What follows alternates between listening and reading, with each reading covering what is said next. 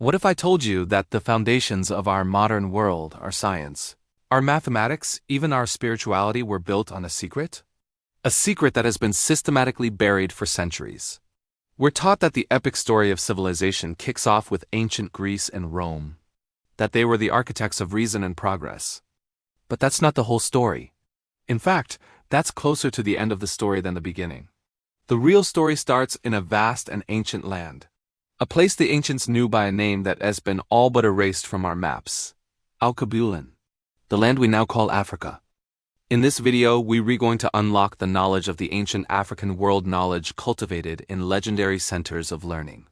We'll trace its hidden lineage and show how the wisdom of Alkebulan secretly built the pillars of the world we live in today. This isn't just history. This is a reclamation of a stolen legacy. Before we get to the knowledge, we have to understand the land it came from. It's a scientific fact. Africa is the cradle of humanity. Every person on Earth can trace their deepest ancestral origins back to this continent. This is where our journey began. And for millennia, this continent had its own names, its own identities. One of the most powerful names is Alkebulan. In many modern Afrocentric traditions, it is embraced as meaning Mother of Mankind or Garden of Eden, a poetic way to honor the continent as our original home. Now scholars debate the exact ancient origins of the word. Some suggest later Arabic influence, but its modern use is an act of power, a reclamation of identity. By saying Alkebulan, we remind ourselves that before foreign conquerors named it, this continent had its own soul. The name we use today, Africa, most likely comes from the Romans. One popular theory says they named a province after a local tribe in what is now Tunisia, the Afri. But even that isn't settled history. Think about that. The very name of the continent that birthed humanity is an external label with uncertain origins. If something as simple as its name has been muddled and obscured, what other, deeper truths have been buried? This is the first layer of the secret. To control a people, you first erase their history and rename their world. But names have power. By speaking the name Alkebulan, we begin to pull back the veil. We begin the journey back to the source. And one of the greatest sources of this ancient wisdom was a civilization that blossomed along the Nile, the magnificent civilization of Kemet. The ancient Egyptians didn't call their land Egypt. They called it Kemet, the Black Land, a tribute to the rich, dark soil the Nile delivered each year. For the people of Kemet, this black land was sacred. It was the visible sign of a cosmic order, what many today reduce to myth or magic. They understood as a set of laws as real as gravity. They called this force Heka. Heka wasn't cheap tricks. It was a spiritual technology, a divine power that allowed humans to interact with the gods and influence the world. The spoken word, sacred symbols, focused intention. Used correctly, these could shape reality. Guiding all of this was one central principle, Mat. Mat was truth, balance, justice, and cosmic harmony.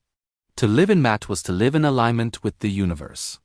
Every law, every ritual, every action was designed to maintain Medat, because without it, chaos would win. This wasn't just moral philosophy, it was a cosmic operating system. You can see this spiritual technology most clearly in their view of life, death, and the afterlife. Texts we call the Book of the Dead were not morbid obsessions. They were manuals, almost 200 spells to guide the soul through the challenges of the next world. Mummification itself was a magical act. The final ritual, the opening of the mouth, was performed to restore the senses of the deceased, so they could see, speak, and eat in the afterlife. This wasn't just about preserving a body. It was about engineering eternal life. This unified worldview where science, spirituality, and the state were one helped create one of the most advanced and enduring civilizations ever. At the heart of this system were the legendary institutions we now call the mystery schools. Imagine a university not made of lecture halls and textbooks, but of massive stone temples aligned with the stars. A curriculum that didn't just teach math and writing, but the secrets of consciousness and the universe. These were the mystery schools of Kemet. For thousands of years, they were the spiritual and intellectual epicenter of the world. Seekers came from everywhere to learn a deeper knowledge than they could find at home. Later traditions talk about two symbolic branches, the right eye of Horus logic, science, and the material world. The left eye of Horus, intuition, spirit, and the inner world. Together, they represented the balanced human being. Some traditions even describe an initiation so powerful it became legend. An initiate placed inside a sarcophagus in the Great Pyramid. 3 days of darkness facing their deepest fears, emerging reborn, enlightened. Now, let's be clear.